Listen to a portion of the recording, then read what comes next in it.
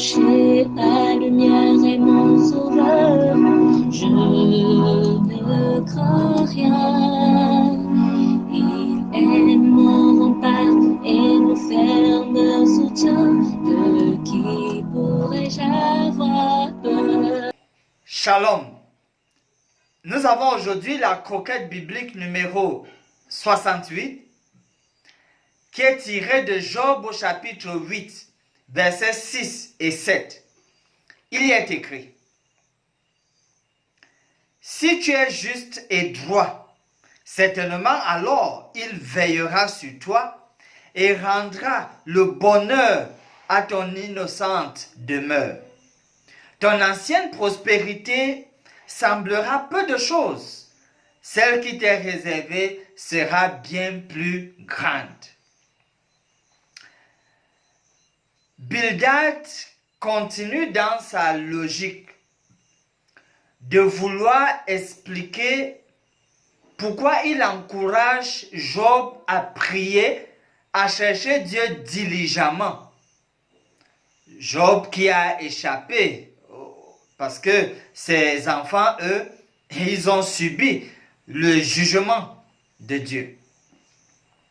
Et ce qu'il donne comme argument ici, tout au début, il dit, si tu es juste et droit, il doute de l'intégrité de Job. Il conditionne cela. Et ceci est clairement en opposition avec le témoignage de Dieu. Parce que Dieu, lui, avait clairement dit que Job est intègre. Mais ici, Bildad met cela en doute. Alors, en parenthèse, ça peut nous faire déjà réfléchir. Qu'est-ce qui compte beaucoup plus pour vous? Est-ce la vie des gens, des hommes, ou alors la vie de Dieu? Est-ce que c'est ce que Dieu pense ou ce que l'homme pense? Bildad s'appuie quand même sur un certain nombre de choses, parce que là, il insinue le fait que Job souffre depuis. Et si même il serait juste, bon, Dieu n'a vraiment encore rien fait. Dieu n'a rien fait. Et donc, la preuve que Dieu n'a rien fait, c'est que Job est méchant. Il y a donc ici une question de fond qu'il nous faut examiner, quoique brièvement. Celle de savoir, si Dieu ne nous exauce pas immédiatement, est-ce à dire que Dieu ne prend pas soin de nous? Et j'aimerais bien que vous puissiez y réfléchir et peut-être nous donner aussi votre point de vue. Est-ce que parce que Dieu ne vous exauce pas immédiatement, ça veut dire qu'il n'a pas soin de vous? Tenons cette promesse du Seigneur dans le psaume 50, le verset 15. Il est écrit, psaume 50, verset 15. Dieu dit, et invoque-moi au jour de la détresse, je te délivrerai et tu me glorifieras.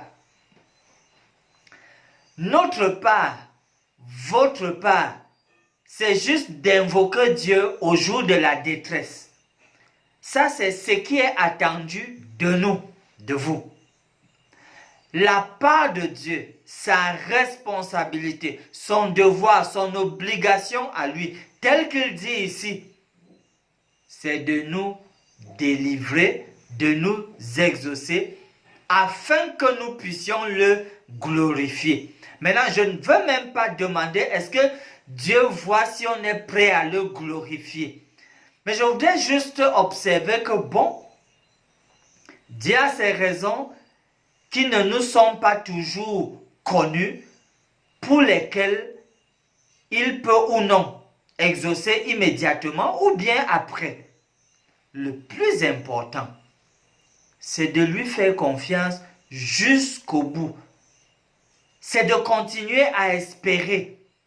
jusqu'à ce que nous puissions recevoir ce qui est demandé selon sa volonté et pour la gloire de son nom. Finissons par ce mot de prière.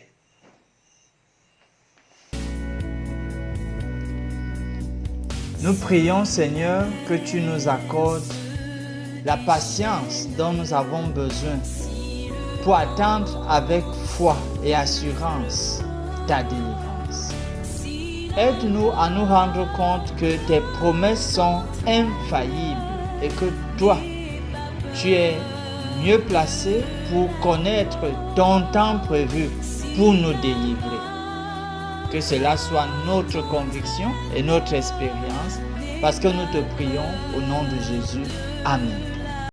Mon âme espère en l'Éternel, mon âme espère en l'Éternel, qu'un chant s'élève au Dieu du ciel, qu'un chant s'élève au Dieu du ciel.